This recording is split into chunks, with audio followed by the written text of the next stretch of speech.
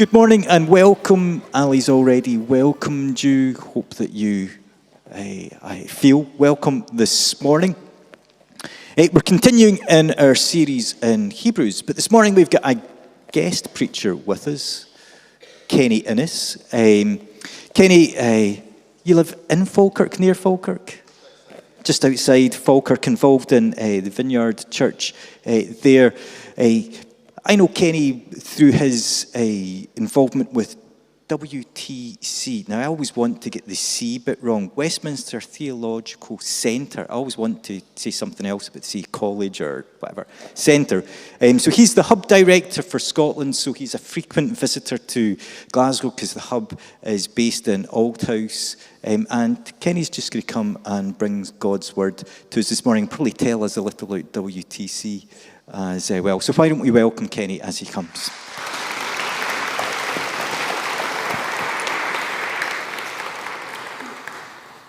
Great. Hiya. How you doing? Greetings from Falkirk, or as people in Falkirk like to think of it, East Glasgow.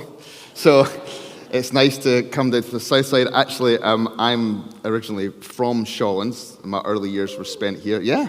So good to always come back and visit. And as Brody has said, I'm going to see if this will. Yes. Brody said I'm the hub director for the WTC Theology Scotland hub. And WTC Theology in Scotland is actually a partnership between this church and Althouse Community Church. And what we do at WTC is we hold together two things that are traditionally held apart. And that is rigorous academic theology and the life of the Spirit. And so WTC's vision is to make transformative theological education and the presence and power of the Spirit available to everyone. So it's not just, theology is not just for pastors or for people who are seeking ordination. It is for those people, but we believe at WTC that it is for everyone. And you guys, as the body of Christ, have a whole theological college on your doorstep that offers you the opportunity to dig deeper and grow in your understanding and faith through part-time university-validated programs, all in this context of looking at the kingdom of God and experiencing the power and presence of the Spirit. And if you'd like to find out more, then I would love to talk to you afterwards, so I'll be hanging around at the tea and coffee. But if you want to talk more about WTC, we have a hub open evening that's coming up on the 24th of June. That will be at Althouse, and that's where you can come along for the evening and just pretend you're a student and see what it's like, experience a lecture and a live video conference with the lecturer and other people from around the country and hear more about WTC. And also, if you would be interested, Tim Mackey, anybody here access any of the Bible Project stuff? Yeah, a few of you in the room. If you haven't, you should check it out.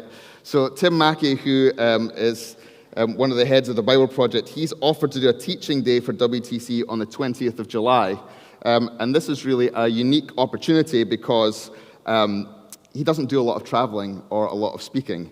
So we have discounts on tickets for churches or any groups that are 20 people or over. So if you fancy a jaunt to Birmingham in July, get a whole group of you together and come down and be a part of that. That would be great. Okay, today we are looking at Hebrews chapter 8 and the first half of Hebrews chapter 9. And as you've been following along the sermons so far in your series, you'll have noticed that the author has quite regularly framed Jesus as a priest. And last week, Ian drew out this comparison of Jesus with this enigmatic priestly figure called Melchizedek, whose priesthood was different from and actually preceded the traditional Levitical priesthood of Israel. And so the idea is that Jesus' priesthood is more in line with Melchizedek because he wasn't a Levite, so he couldn't be a priest by birth. Instead, like Melchizedek, Jesus has a royal priesthood that's based on his righteous and indestructible life. And at the end of chapter 7, we see Jesus described as one who is holy, blameless, pure, set apart from sinners, exalted above the heavens. Unlike the other high priests, he doesn't need to offer sacrifices day after day, first for his own sins and then for the sins of the people. He sacrificed for their sins once and for all when he offered himself. And then into chapter 8, the writer continues this thought, so we're just going to read a big chunk of it here. So go with me, chapter 8, verse 1. Now, the main point of what we are saying is this. We do have such a high priest who sat down at the right hand of the throne of the majesty in heaven and who serves in the sanctuary, the true tabernacle set up by the Lord, not by a mere human being. Every high priest is appointed to offer both gifts and sacrifices, and so it was necessary for this one to have something to offer. If he were on earth, he wouldn't be a priest, for there are already priests who offer the gifts prescribed by the law. They serve at a sanctuary that is a copy and shadow of what is in heaven. And this is why Moses was warned when he was about to build the tabernacle, see to it that you make everything according to the pattern shown you on the mountain. But in fact, the ministry Jesus has received is as superior to theirs as the covenant of which he is mediator is superior to the old one, since the new covenant is established on better promises. And then down to verse 13. By calling this covenant new, he's made the first one obsolete. And what is obsolete and outdated will soon disappear. Chapter 9. Now, the first sanctuary had regulations for worship and also an earthly sanctuary. A tabernacle was set up. And then the author gives you all the details about the setting up of the tabernacle. And then he says, we don't have time to talk about this, so we don't have time to read it. Let's move on. Verse 6.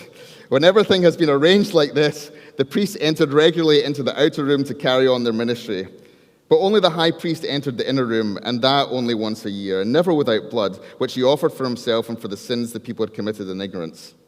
The Holy Spirit was showing by this that the way into the most holy place had not yet been disclosed as long as the first tabernacle was still functioning. This is an illustration for the present time, indicating that the gifts and sacrifice being offered were not able to clear the conscience of the worshipper. They were only a matter of food and drink and various ceremonial washings, external regulations applying until the time of the new order.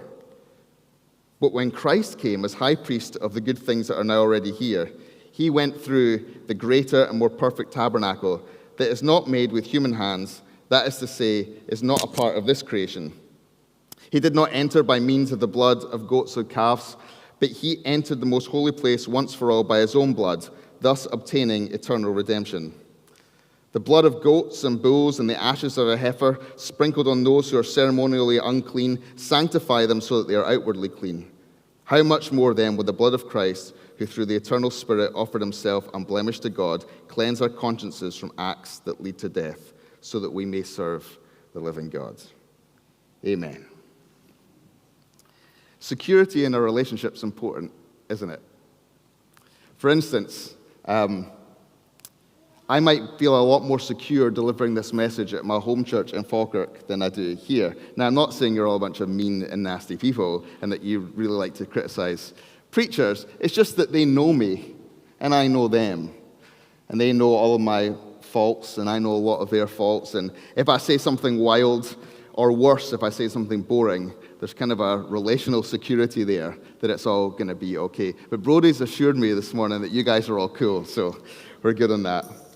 But it's the same with any kind of relationship, whether it's a relationship with a family member, a parent or a child, a colleague or a manager, with your spouse.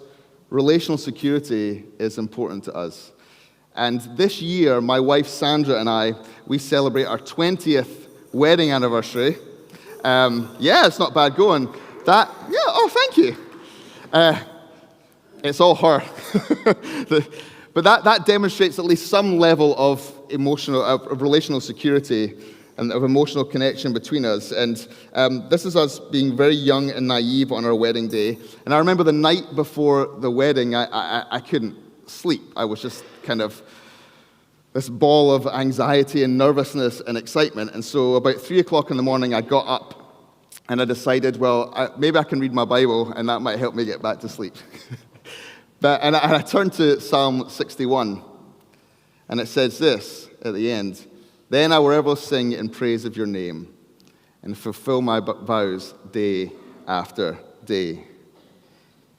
And completely ripping that verse out of context, I was suddenly hit with the idea that I was about to make vows to Sandra.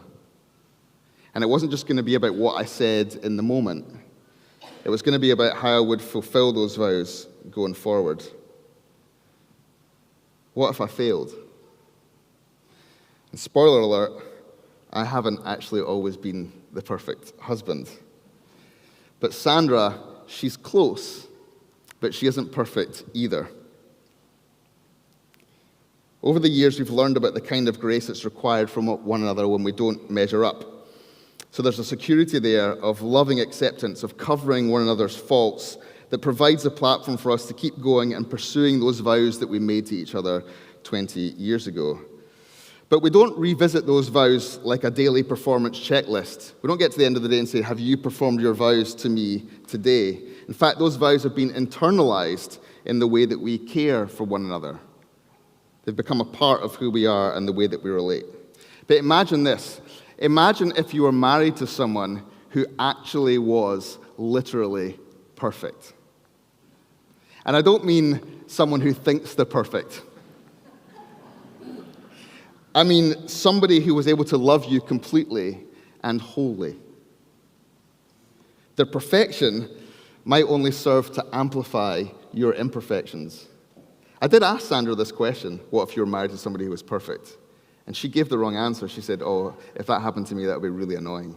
She's supposed to say, that's my experience. But if you were married to somebody who was perfect, their perfection would only amplify your imperfection. And their ability to completely fulfill the vows they made to you would only draw attention to your failings. And it might seem like all the responsibility to maintain that relationship was on you as the one with all of the shortcomings, because they don't have any. And the result of that kind of effort might be a deep exhaustion and a deep insecurity around that relationship. And all metaphors eventually break down when pushed too far. But God's covenant relationship with Israel is described in places like Jeremiah 31 as a marriage. But it's not so much this marriage aspect that I want us to think about today, as much as this question. How is our relationship with a perfect and holy God maintained and secured when we feel like we are not keeping our end of the agreement? How can we claim an unshakable kind of faith when our commitment and devotion to God doesn't match his perfect love and commitment to us? And in this passage, the author of Hebrews identifies the way that God has responded to Israel's inability to maintain their covenant relationship with him. And I'm really sorry, we're going to have to do a bit of deep digging today, so there's not going to be a lot of stories. You've had all your stories so far, that's it. We're going to really be digging into the text, and there's going to be a lot of sacrifice and a lot of blood. Now, I had a part-time job as a butcher's assistant when I was in high school, but if you have not had that rigorous kind of training, then hold on, because we're going to be talking about butchering animals and some blood later on. But God, when he rescued Israel from her slavery in Egypt, he did so with this intention. He said, I will take you as my own people, and I will be your God. And at Mount Sinai, God established a covenant with Israel. And the covenant included responsibilities for each side, many of which were conditional. If you keep this covenant, then here are the blessings that you will experience. But if you fail to keep it, here are the consequences. And this covenant was inaugurated by an animal sacrifice from which Moses took blood and splashed it on the altar and on the people. And Moses said this is the blood of the covenant that the Lord has made with you.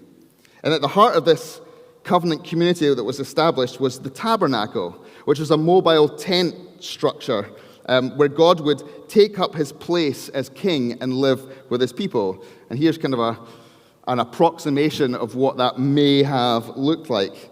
And this tabernacle was looked after by the Levitical priests, and they acted as mediators between God and the people. And it was their job to maintain Israel's relationship with God through a whole system of sacrifices.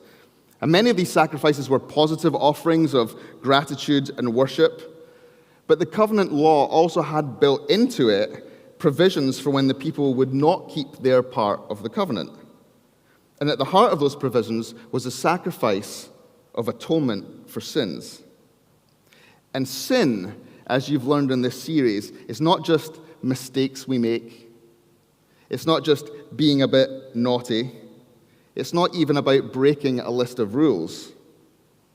The biblical concept of sin is of an evil contaminant that infects humanity's relationships with one another, with God, and even with the physical space in which we live.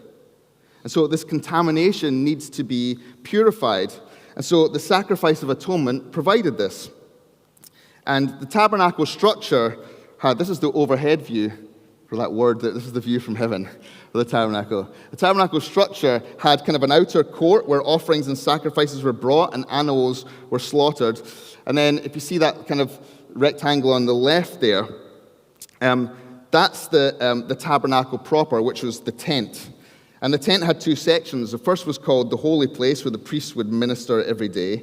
And then the little part to the far left was the most holy place, or the Holy of Holies, and that's where God's presence dwelt. And only the high priest could enter the Holy of Holies, and only one time a year, on a specific day, the Day of Atonement, when he would perform a sacrificial ritual to atone for the sins of all of Israel. And first, the priest would have to make atonement for his own sin, because he wasn't perfect. So he has to do his own atonement ceremony first for his sin and the sin of his family. And then, for Israel, a goat would be chosen as a blameless substitute for the people.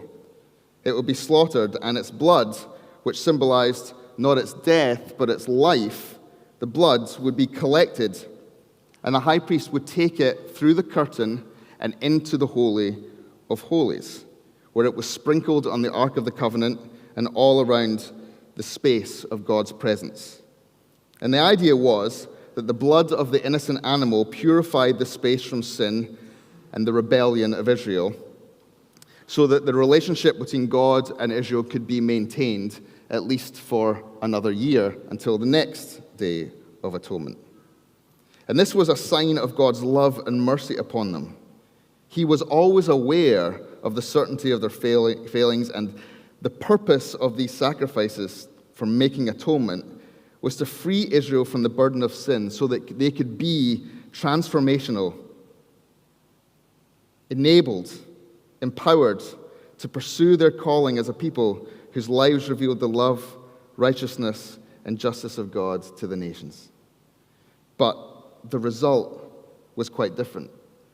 Instead of transforming them, Israel became trapped in a cycle of sin and sacrifice, which only served to focus their attention on their inability to keep their part of the covenant, and not on the actual goal of the covenant itself, which would be that they would experience the blessings of Yahweh's presence and be his representative people. And what's worse, the writer of Hebrew tells us that this whole sacrificial process was only really effective for external purification. It couldn't really fully deal with the conscience or the inner life of each person. And so what happened was there was a resulting erosion of the relationship between a sinful people who could not fulfill their covenant responsibilities and the God who loved them and wanted to dwell with them. And we may feel detached from this world of blood sacrifices and tabernacles, but we suffer under the strain of the same questions. How can I keep my relationship with God right? What do I have to do to keep myself within the parameters of God's blessing? And we can get drawn into our own self-defeating cycles based on our own efforts to overcome our weaknesses and sinfulness. And many of you, if you grew up in the 80s and 90s in youth groups, maybe beyond that, will have experienced the phenomenon of the quiet time. You remember this? Here's a lady having her quiet time. She's so dedicated that she's taken her armchair out into a field to have it. When I was young, having a daily quiet time was just talked about incessantly. And, of course, a daily time of devotion and acknowledgement of God's presence and engagement with the Scriptures and prayer are all worthy and really important ways of remaining connected to God. But sometimes the quiet time was communicated as the only thing that would keep your connection to God alive. And if you missed it, if for one day you didn't have it, you would slide off to God knows where, probably hell, because you hadn't had your quiet time that day. And so a helpful practice which could be a means of God's grace had been recast as a burden on which your relationship with God depended. And this is a bit of a silly example, But those kind of doubts are real, and the religious pressures can sometimes become all too crushing. Many people from my generation are suffering a crisis of faith because they've realized that things they were taught as essentials actually ended up just being someone's opinion. And they feel exhausted and burnt out of the perpetual cycle of religious performance to attract God's favor. This feeling is real, and it's experienced by many. Maybe you have experienced it or are experiencing it. And thankfully, the writer of Hebrews has an answer. The writer says, this earthly tabernacle was a copy. It was a shadow. It was a shadow of something greater. Sorry, I've lost my place in my notes. I pressed the wrong button. Let me just find it again. He says that this earthly tabernacle was always designed to point towards a greater reality, a heavenly, true tabernacle that was built not by people, but by God. And the presence of God in the Holy of Holies in this earthly tabernacle was a manifestation of God's presence in the true heavenly holy place. And the priesthood in the earthly tabernacle was never meant to be the final say on relationships between God and his people. Instead, they looked forward to a preeminent and perfect high priest, Jesus, whose offering in the heavenly tabernacle would be permanently effective. And in fact, even the covenant made with Israel, that God made with them, was designed to lead to something better. A new covenant that would permanently secure the relationship between God and his people in a complete way. And to show that this is always God's plan, the writer of Hebrews quotes from the prophet Jeremiah from chapter 31, and he says this, "The days are coming, declares the Lord, when I will make a new covenant, and with the people of Israel and with the people of Judah. It will not be like the covenant I made with their ancestors." So this new covenant will be different than the covenant established at Sinai. Not different in God's intention and heart towards his people, but in the way that it determines relationship with God. And here's how. In this new covenant, God establishes both parts of the covenant himself. God the Father would send the Son to enter the world, incarnated in human flesh as the man Jesus Christ, to act as our true high priest, to live a life of sinless perfection and purity that no other person or priest was capable of. And instead of offering up an animal as a sacrifice, Jesus gave his own life as the blameless sacrifice, the true substitute for our sin. His resurrection demonstrated his authority over the sin, evil, and death which had for so long held power over God's people. And in his ascension, Jesus appears at the throne of God in the true Holy of Holies, in the heavenly tabernacle, not by the blood of an animal, but by his own blood offered in atonement for our sin. God fulfills both sides of the covenant, that of God and that of humanity. And Jesus doesn't go in and out of this Holy of Holies. He doesn't leave. He sits down in the eternal seat of authority, his offering of himself redeeming us and atoning for our sins forever. Jesus is now maintaining our relationship with God on our behalf by the once and for all cleansing and purifying offering of his blood in the Holy of Holies, the true Holy of Holies. And all who put their faith in him enter this new covenant with God and experience a true and lasting purification that means we no longer contaminate God's space, but are cleansed and have access to him. And there's more to this, because this new covenant isn't maintained with external rituals or acts of purification. Instead, God says this, "I will put my laws in their minds and write them on their hearts. I will be their God, and they will be my people." And so this covenant does what the old one couldn't. It brings about an internal change of our desires and motivations. It's an inside-out covenant, a purification of the inward parts that results in an outward expression of God's desire for love, purity, justice, and mercy. And because Jesus has taken care of our purification and maintains our relationship with God, we begin from a place of relational security with God. Our focus then is not on an external effort to make things right with him, because he has already made things right with us. Now, he is our God, and we are his people, beyond doubt. And this assurance that we're purified and connected to God isn't an arrogance when we say that. It's because it's got nothing to do with us. It's not our doing.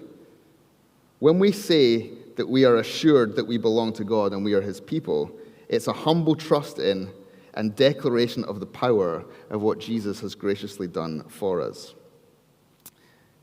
And on this Pentecost Sunday, it's worth remembering that this inward purification enables us to be filled with the Spirit, with the presence of God.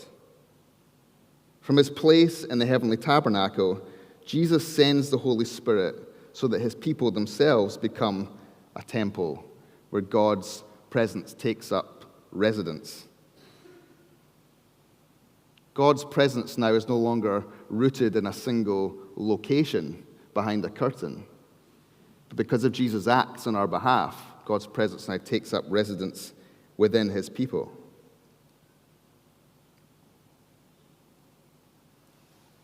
Jesus' act of atonement in the heavenly tabernacle has so definitively cleansed us that the Spirit of God is free and pleased to dwell within us. And in Acts 15, Peter is explaining the ways that God has been at work among the Gentiles. And he says this in Acts 15:8.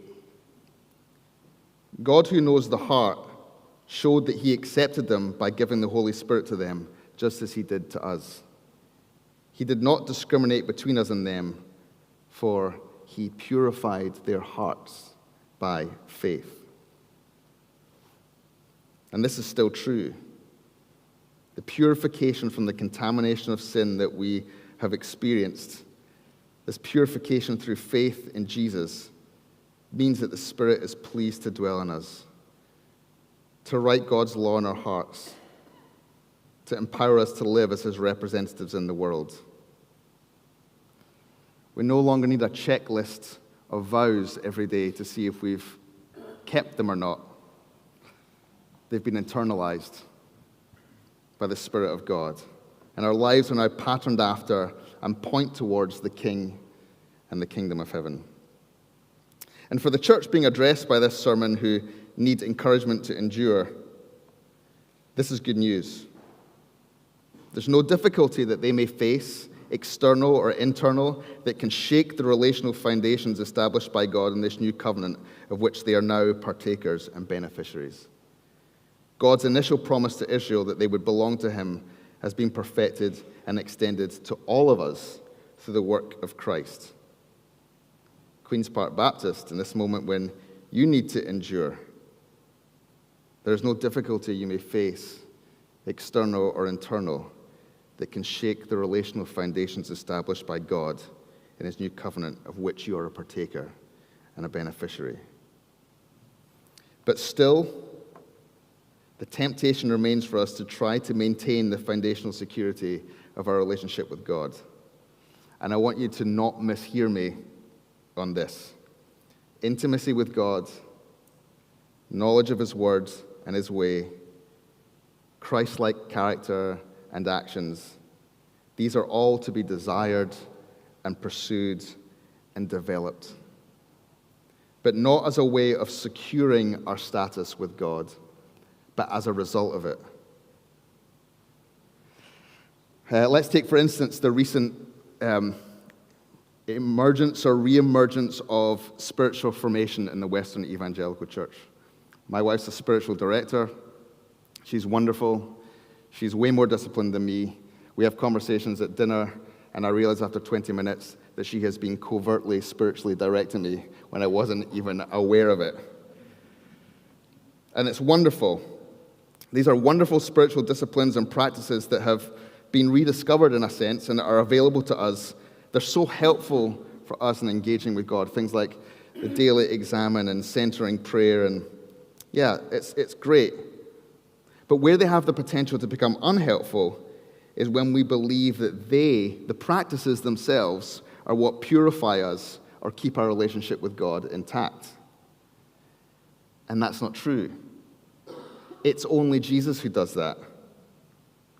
So I believe in all those things, and I practice them myself. But if I begin to depend on them as the thing that's keeping me connected to God, I need to refocus on Jesus Christ himself. I used to be a worship leader for many years.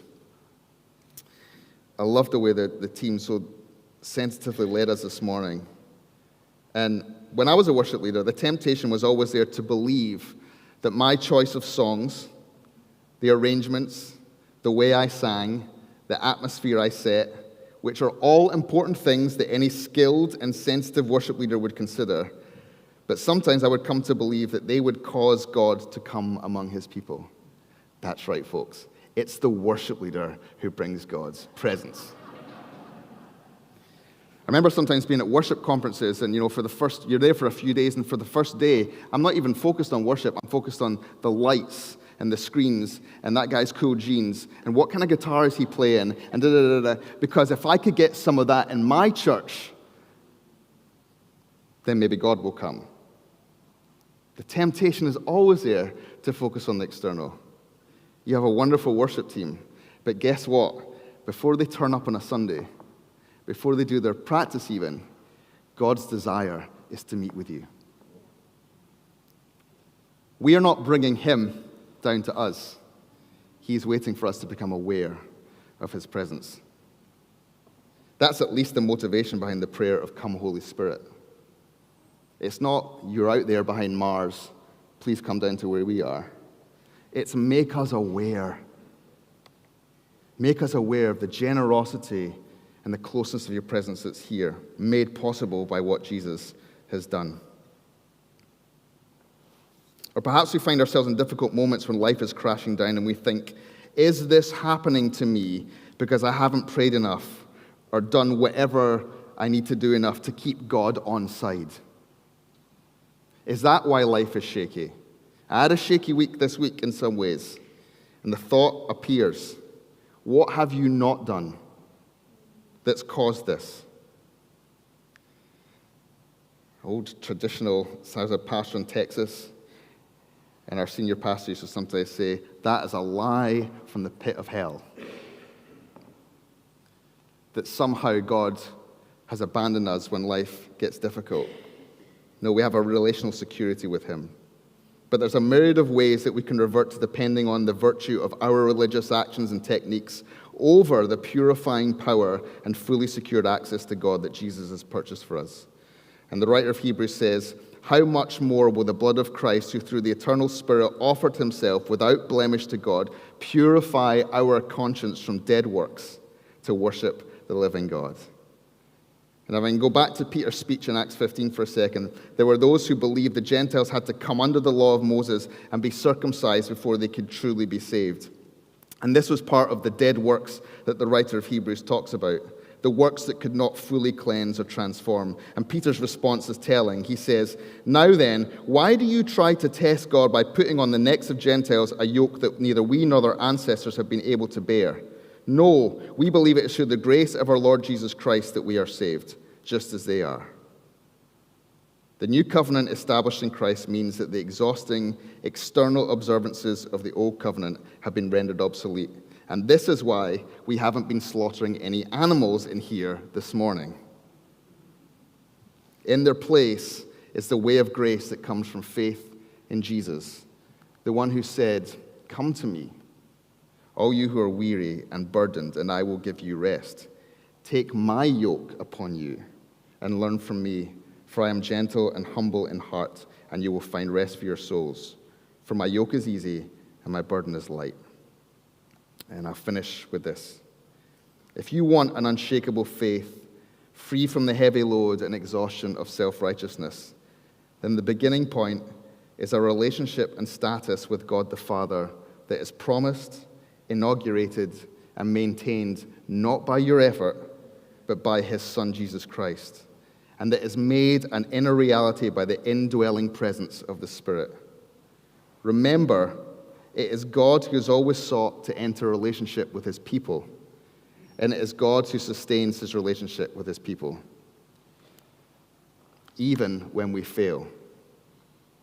So Queen's Park Baptist Church, you're a church whose relationship with God is being sustained by Jesus Christ, the great high priest, who has offered his blood as an atonement for your sins in the heavenly tabernacle, and now sits in the seat of authority over all things. His covenant with you is secure. Now, you can receive even more of the presence and power of the Spirit made possible because your hearts have been purified by him.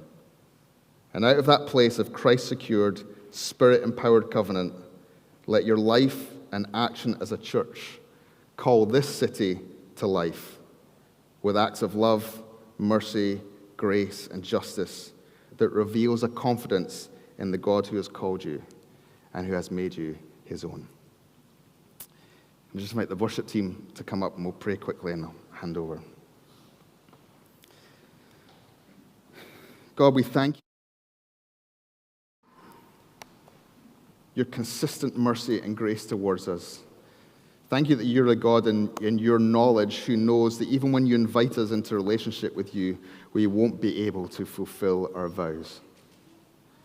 And yet you've done that on our behalf through your Son, who in his humanity lived that perfect life and offered himself as a substitute for us. Thank you that you have cleansed us, that you have made us whole, and you have given us a relational security with you that cannot be shaken.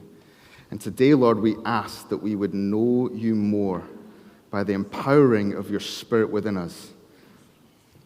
That in the clean space you have made in each of our hearts, that we would once again experience the coming of the Spirit in our lives. Make us more like your Son, Jesus, and call us further into that calling you've given us to be your representatives, the ambassadors of your kingdom in the places we live and work and minister. And we ask this in your name. Amen.